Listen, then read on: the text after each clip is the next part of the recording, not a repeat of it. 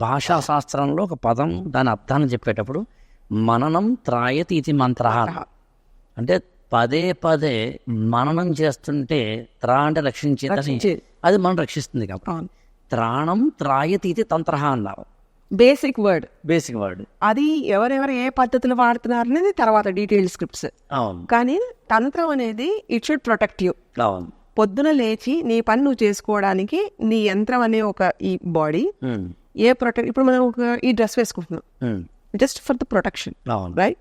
And ఆ protection అనేది invisible layers నుంచి, అంటే వేరే డైమెన్షన్ నుంచి, ఇందాక మనం మాట్లాడుకున్న ప్రాణమయ కోసం, మనోమయ కోసం, వాటి నుంచి యాక్సెస్ ఉంటుంది వీటికి.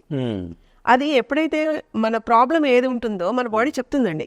అది వినే ప్రక్రియలో ప్రొటెక్టివ్ గా are we into that tapping system or not.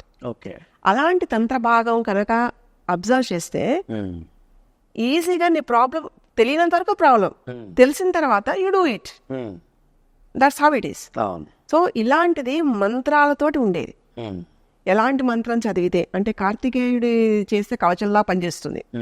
నవపాషాణాలతో ఉండే ఒక విగ్రహాన్ని తయారు చేసిన రసాయన శాస్త్రంలో దీని గురించి ప్రస్తావించబడింది. సో ఇలాంటివి చాలా ఉన్నాయి, చాలా.